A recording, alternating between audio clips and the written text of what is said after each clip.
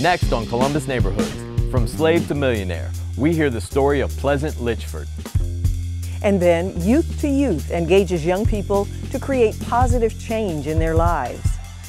And the hidden but successful efforts of early civil rights activists. It's a show about breaking barriers. Next on Columbus Neighborhoods.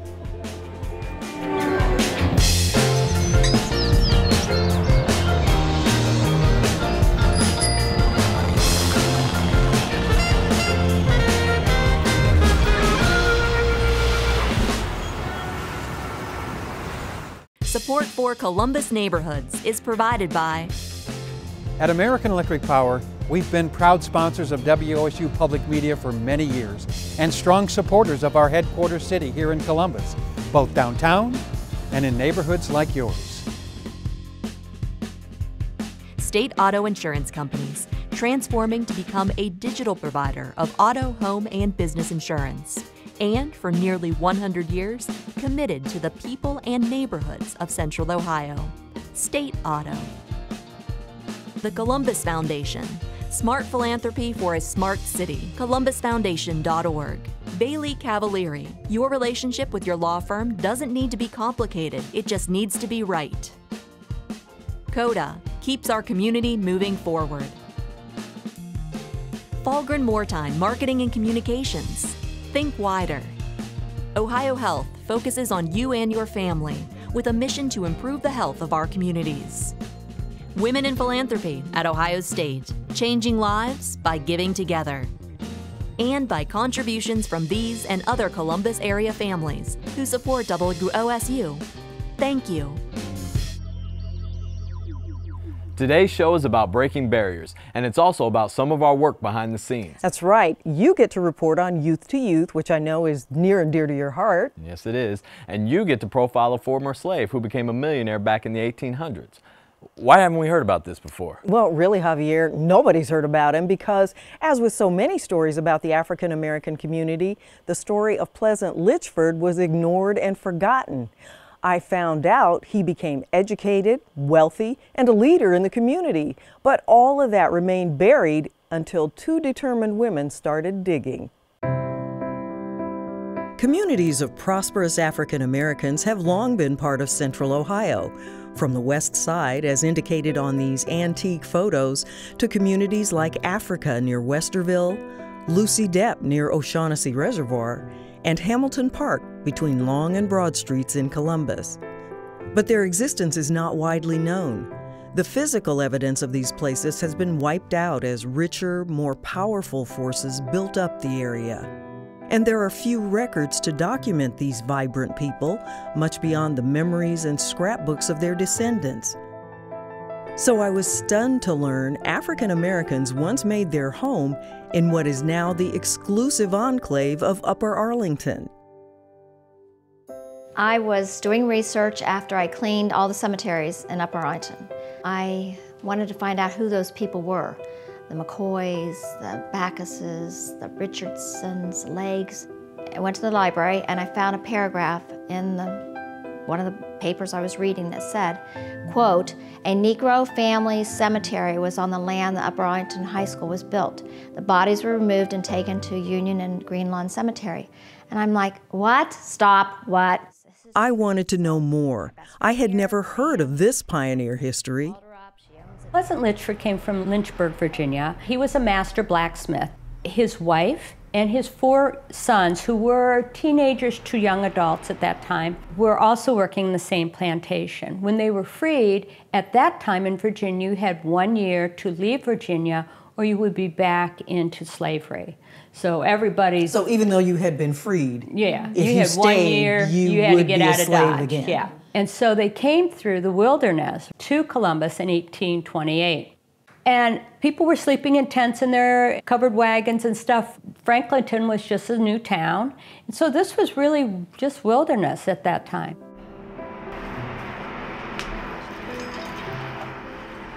Pleasant Litchford's trade was much in demand in this growing settlement, so he found plenty of work here. A blacksmith would make locks, they make nails, they make anything made of metal that you would need to build, you know, doorknobs, utility ware to cook. They didn't just make horseshoes for horses, they made everything. So they were really an important person in any society. And he made sure all his boys became blacksmiths. Way before today's Upper Arlington, early white pioneers such as the Miller family and the William Neal family purchased property and began to farm Perry Township, employing both white and black hired hands. While whites could live wherever they wanted to, options for African Americans were more limited. Those who wanted to start farms of their own found opportunities outside the city, and Pleasant Litchford found a home in Perry Township. In the early 1830s, I think 1833, he bought his first part of land from the Legg family. And all these white farmers were selling him all kinds of land, which gave him the ability to be the fourth largest landowner in Perry Township. All the land that he owned was all the land that's the high school, St. Agatha, the Tremont Center, the library, Tremont School. We look at back in the 50s, 60s, some white communities would not sell to a person of color, but they were selling him land like crazy, so you know that he was respected by his community. We do know that William Neal of the Neal House paid his black law bond to show that he was of good character. Okay, explain the black law bond. The black law bond was a $500 bond that you had to pay to say that you were a person of good character and that you wouldn't cause problems. If you were black. If you were black. The black law bonds were abolished in the 1840s. Litchford knew education was critical if African Americans were to succeed. He made sure his own children were educated, and, like his white counterparts, he established a school on his land, another priceless find buried in the archives.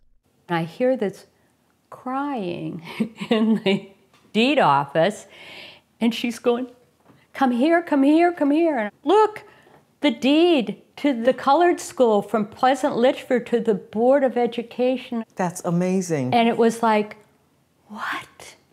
These records, these memories are buried in the archives of Columbus. Which is really interesting because I think in modern times we kind of think of the blacksmith as, you know, uneducated guy, really good working with his hands, but not necessarily a person of intellect or having an interest in things like education. But this man, because of his success, he clearly had a lot going for him. Absolutely. He was one of the founders of the Second Baptist Church, which is the largest Baptist church here in Columbus still. James Poindexter also was one of the pastors of that church. James Poindexter is part of the James Poindexter buildings that they've just saved. They were very close, and they are both on the rolls of going to an anti-slavery convention here in Columbus in 1840. They would run the Underground Railroad through Pleasant's property to the Scioto, so they could go up the Scioto to Lucy Depp, because two of his children married into the Depp family. So now they had this network, and it was a family underground business. In 1879, Pleasant Litchford died a wealthy and respected man, laid to rest in his own cemetery, which he set aside for his family, as well as others in the black community who were barred from white cemeteries. But that's not where his story ends. In the 1950s, the city of Upper Arlington decided to build a high school and purchased a huge tract of land once owned by Pleasant Litchford. And as the building development moved forward, the very old and long-forgotten Litchford Cemetery was found. When the school board first contacted us and said they had 14 to 16 individuals, we would have located a space within the cemetery that would have had that many spaces together. Union Cemetery has meticulous records for each of its Litchford graves. This is the activity from October 31st of 1955, and we're registering a internment of an unidentified individual, which we're calling number 3. We call out the lot and section of the cemetery where this individual is going to be buried. These are actually adult-sized vaults, and then we get a little smaller. So these are child-sized vaults. There were headstones. I've seen a photograph that was printed in the Dispatch. That's a photo in 1955. In that photo, there are headstones. They're not in rows like a cemetery would be. They're just kind of in a pile next to some trees and brambles. So, you know, these stones may have fallen apart. Are there still bodies in that ground under the parking lot? Mr. Litchford, in his will, actually designated a half-acre of land for this cemetery, and it was very clear in the land records where that half-acre was being separated. As long as the burial stayed within that half-acre, then, you know, that half-acre should have been fully checked during this 1955 activity. But that's only if. That's only if. They all stayed within that boundary Correct. of that half acre. Would there have been cemetery records at the Litchford Cemetery? The Litchford family Bible would have probably cataloged deaths in the family, but those records have been lost to the test of time.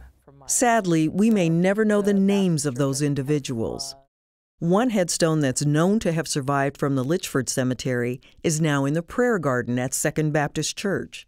We would love to know who all these people are. Even if we can't tell that story on an individual by individual basis, we want to try to catalog as much information about the Litchford family as possible because this is their final resting place. I had to see the final resting place of Pleasant Litchford and the others buried with him. It took a little searching in a far corner of Union Cemetery, but finally, there it was. Oh, this is it. It felt like finding my own family.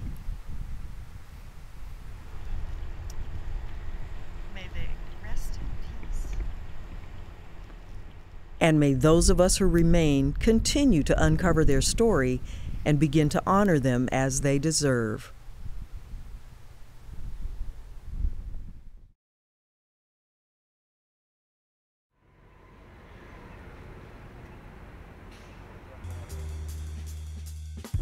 Next, how positive change comes with youth-to-youth mentorship. And how early activists desegregated theaters and fought for housing rights years before the March on Washington. There are some projects you do as a labor of love. You know the kind I'm talking about. The hours you put in, the care you take with all the details, and the devotion you have for it changes the world and changes you in the process. Javier has been connected with Youth to Youth for a long time, and in this story, we find out why.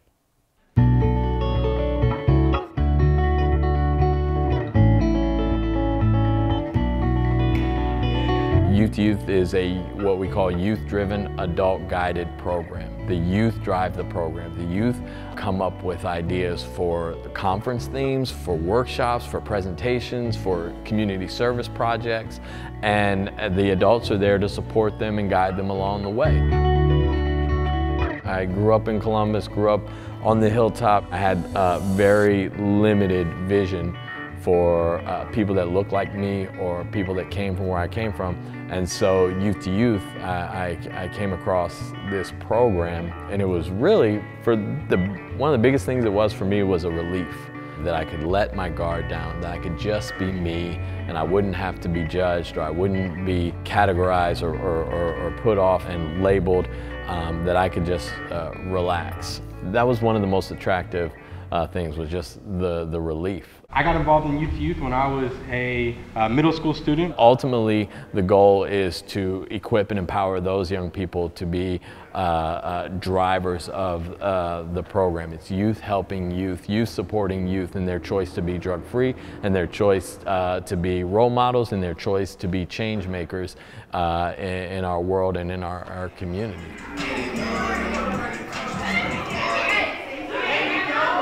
What was it that made you say, yeah, this is where I need to be? So I started the camp when I was about 7th grade, and I met a youth staff named Alicia, and she was really energetic and everything. And then that was like inner me, but when I was in 7th grade, I was really shy. So when I knew I could bring it out, and I knew that nobody judged me, where I'm from, they kind of judge you for being yourself. But when I got to youth, I was myself, and everybody loved it. So that's when I knew oh, this is the place for me, and this is a great place where I need to be. Javier Sanchez is just such an upbeat and happy-go-lucky person, and he's just really in tune with you as a person. The adults are the reason why you come, because those relationships and having positive adult relationships are really helpful for you as an adolescent, especially when, there's that anti-spirit that you might have as a teenager. Being able to connect with adults who care about you is really important. All right, guys, so first you gotta introduce yourself, and then the question is, what is your favorite song right now? Young people training other young people. Why is that effective? Why do you think? I think it's more effective because it's kind of looking like your peer, we're one and the same. But peer, youth can look at adults they're very overpowering. So when it's a peer, I can relate to you, you're cool, you're doing your drug-free stuff, and I feel like you're getting to me, we're the same.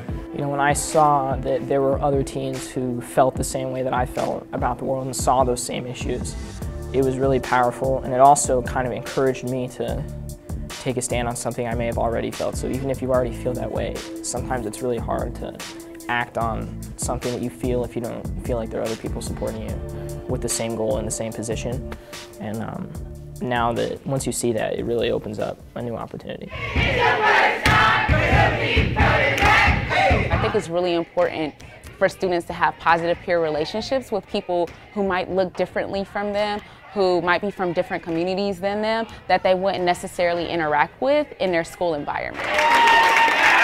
Youth to Youth has just helped me come out of my shell more, and I've gained so many great public speaking skills, and I've met so many great friends, and it's just been an amazing experience just coming to Youth and just being a part of it. Teaching them how to be present for themselves so that you can be present for your friends, family, classmates, and siblings who might be going through struggles in their life and when it comes to stress and depression and anxiety. Back at where my community were kind of quiet about these things and drugs and everything, so would have the ability to express myself and give statistics and help others and be an influence to others. That's the biggest thing YouTube gave me and taught me how to do.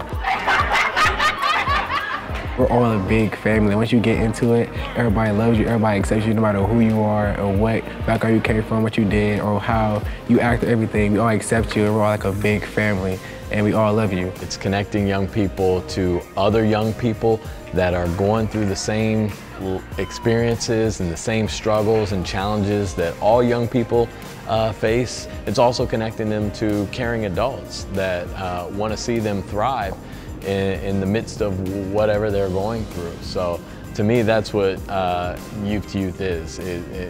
Bottom line, it's connection.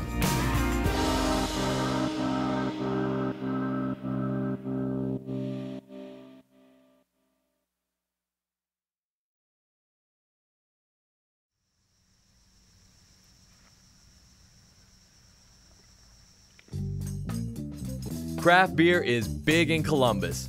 Ever wonder how we ranked alongside big brewing cities like Portland? Find out about that story and more at Curious C-Bus, where you submit a question online, and if voters agree, we report the story together. Look for stories, submit a question, or log on for a voting round at wosu.org/curious.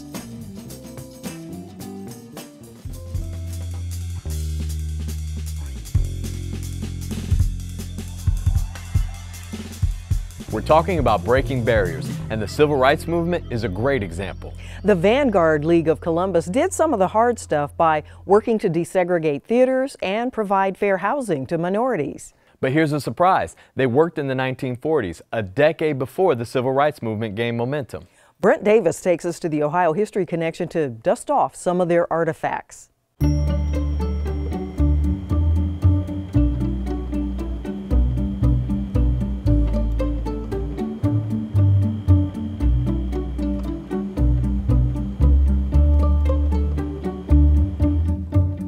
Hi, Karen. Hello. How are you? I'm doing well. How are you today? Great. Well, I see the word Vanguard, and that's used a lot of ways, but I don't know how it's used in connection with Columbus history. Yes, so the Vanguard League actually was a group in Columbus in the 1940s, made up of African Americans from the East Side who got together to advocate for their own civil rights. 1940, so the World War II is just around the corner. Did that affect what they did? Yeah, it did actually. Their vice president ended up being drafted and had to go away to the war. They began working with people who needed to be hired in industry during the war. They got a lot of women hired at the Curtiss-Wright plant. What was the first task they set as a goal?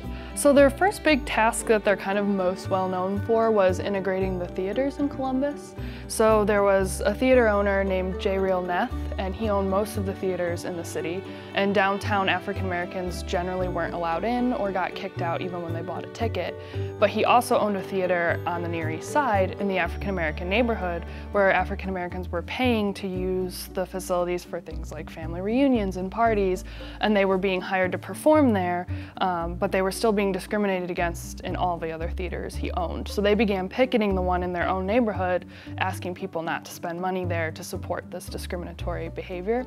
And so eventually they picketed for most of 1941, and then in July he desegregated the theater. So they had a success pretty early after organizing. They did, yeah. They were pretty successful in getting a big membership. And then after they were successful in the picketing, you'll see actually in their meeting notes, they organized a party for everybody involved. Very official business. Now you're all about archiving manuscripts in your job, so tell us the importance of what we're seeing here, these manuscripts, these sheets of paper. Yeah, so these are really the primary sources of the Vanguard League. They were donated by a woman named Constance Nichols, and she was one of the very founding members. This is actually their founding document. They met at her house one night to talk about the problems in the neighborhood, and they decided to rip a piece of paper out of a notebook, start a constitution, and become the Vanguard League. And these are also Constance's membership cards and some letters that her friend Frank wrote to her when she eventually ended up leaving Columbus to live in New Jersey for a little while. And the photograph must be members of the Vanguard League? Yeah, a few of the members are identified. You can see Frank Shearer, who was writing to Constance right here. He was an attorney in Columbus. And then another attorney, William Brooks, is in the photograph as well. And that's actually one of my favorite parts of this collection. It just shows what good friends they all were in their downtime. Were they professionals? Were they blue-collar workers? What was the makeup Yeah, of the group? most of the founding members of the league were professionals and well-educated. One of the most well-known is Barbie Durham of Ohio State University. He was a chemistry professor. And then Frank Shearer was an attorney. William Brooks was also an attorney. And so when they got into a lot of legal battles, especially with like housing, they were the perfect people to do it. They knew the law back and forth. What happened to the Vanguard League? I don't know that name today. Yeah, so they eventually basically integrated into Columbus's chapter of the Congress of Racial Equality. There wasn't enough interest in membership in the late 40s into the early 50s, so the members who were there just kind of joined up with that group, which they were pretty similar to begin with, so the two groups came together. Well, it's a great story of activism that a lot of people don't know about in Columbus, so thanks for sharing it with us. Yeah, no problem.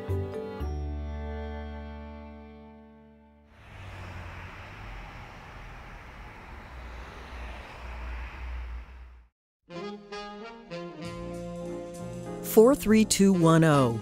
It's one of the nation's most intriguing zip codes. How'd it come to Columbus?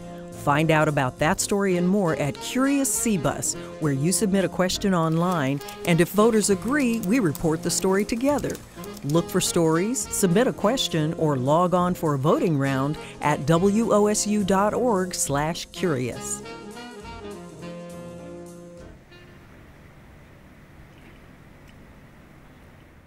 Thanks for being with us, and remember, you can catch all of our episodes on columbusneighborhoods.org. Plus, see our stories on the WOSU mobile app. And you can follow us on Facebook, Twitter, and Instagram. We'll see you back here next week on Columbus Neighborhoods. It's dark and mysterious, Erie to the Ohio, Erie to the Ohio. No, yeah.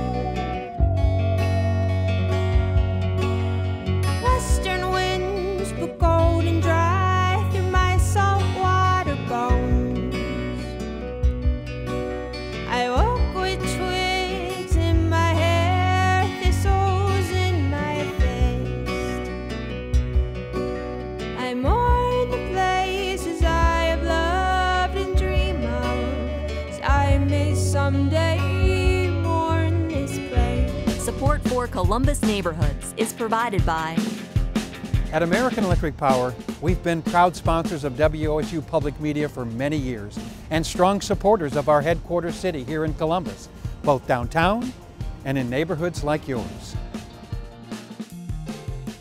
State Auto Insurance Companies, transforming to become a digital provider of auto, home, and business insurance.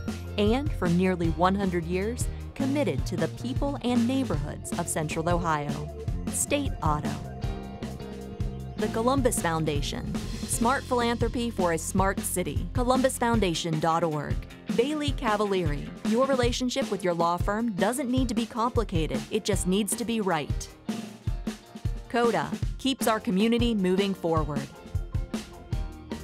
Falgren Moortime Marketing and Communications. Think wider. Ohio Health focuses on you and your family with a mission to improve the health of our communities. Women in Philanthropy at Ohio State, changing lives by giving together. And by contributions from these and other Columbus area families who support WOSU. Thank you.